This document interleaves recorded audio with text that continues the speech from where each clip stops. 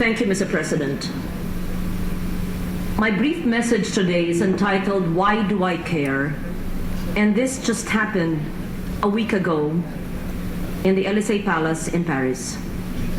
Exactly a week ago, on July 21st, more than 40 religious, moral, environmental, cultural, and political leaders gathered in Paris for a summit of the consciences for the climate, convened by French President François Hollande and Nicolas Hulot, his advisor for the protection of the planet,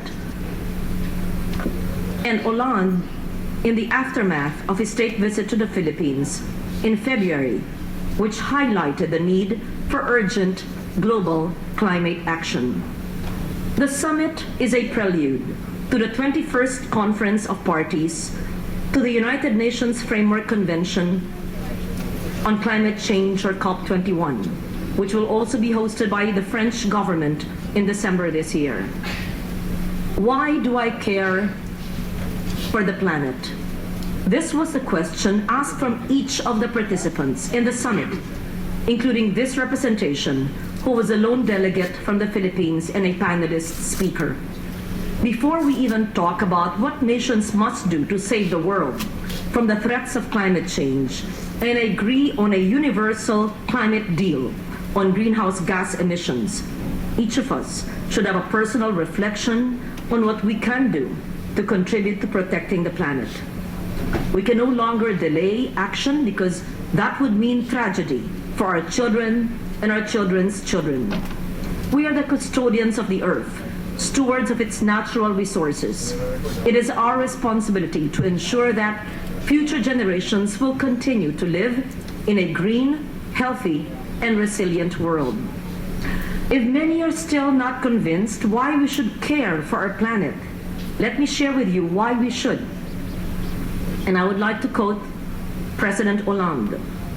There are refugees of wars, refugees fleeing from terrorism, but there are also displaced and climate refugees, which I've been talking about for more than a decade in this hall, forced to leave their homes, to leave their villages, sometimes to separate from their families because it is no longer possible to live there and to feed themselves. That is what is at stake in Paris in December. This challenge is so great that it requires the mobilization of all. Former United Nations Secretary General Kofi Annan stressed that we must address climate change now for the sake of our children and our grandchildren. I quote him, "We have the duty to bequeath to them a world where all of mankind lives in peace and harmony with nature."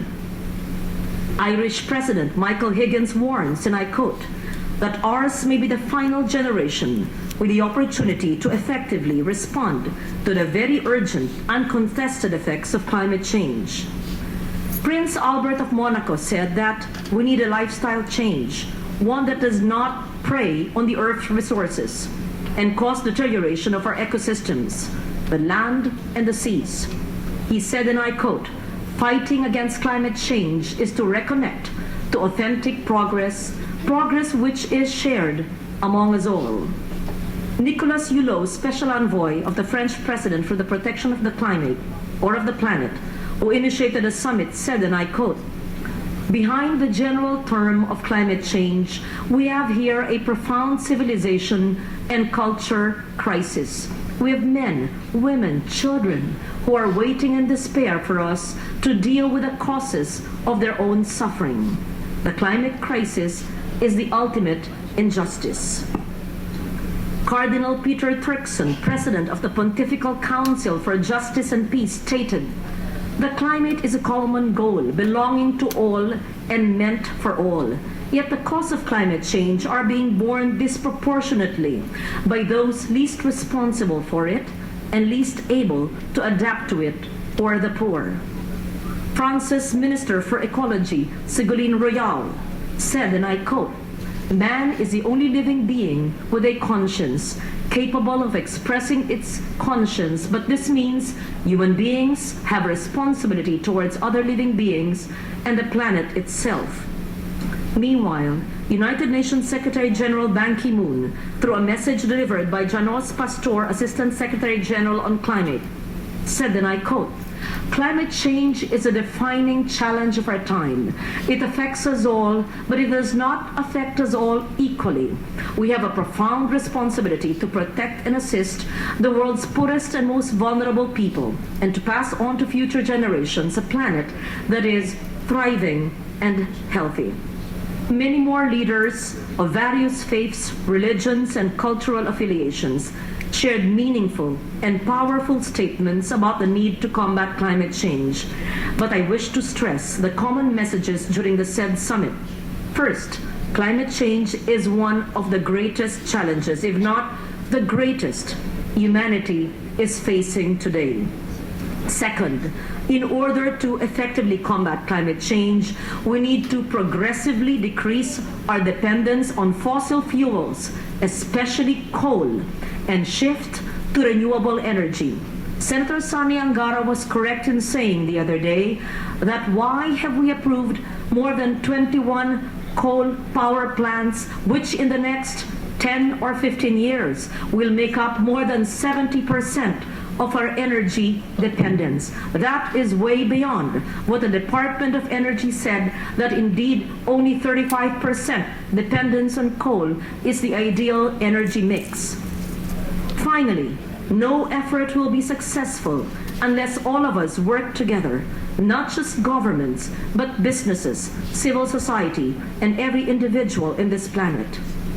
At the end of the summit, the call to consciences for the climate, which all the participants, including this representation, signed, was launched and will be presented to each head of delegation at the COP21 in December.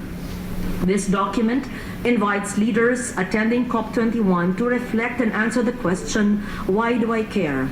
With the hope that they will come to the conference primarily as a conscious human being, not just a representative of a government or an agency.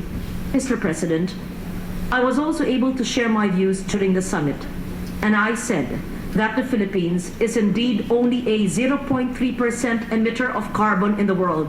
And yet, why are we one of the most vulnerable nations affected by extreme weather events caused by the changing climate? Being a vulnerable nation that has done the least to cause this vulnerability, we hope that the Philippines will be the first to show a positive outcome of the said summit. With that, I humbly declared my commitment to convince the President to convene a summit of consciences in the Philippines. I hope that we could all ask ourselves, why do I care? So that we can dig deeper in our mind, heart, and conscience. Because until we've taken it upon ourselves that the key to addressing climate change and its threats lies in each and every person's effort to be part of the solution, then the greatest challenge we will have to fight is our own apathy and our own indifference. Climate change goes beyond science, goes beyond partisan politics, goes beyond territorial boundaries. Inaction and apathy will spell death and loss. The state of our environment is precarious. We are in an ICU. We need a call of conscience. But while climate change is a complex challenge, it is not impossible to address. The solution can be found in each one of us. All we need is to be responsible and to take urgent action. We all need to embrace meaningful change. Change in the way we think. Change in the way we live. Change in the way we pursue the development and the future we all long for all of humanity. And let it be said, Mr. President, well gifted with conscience, with time, with influence and power, that we did our best and did our share in saving our environment, in saving our planet for the sake of our children. Thank you, Mr. President.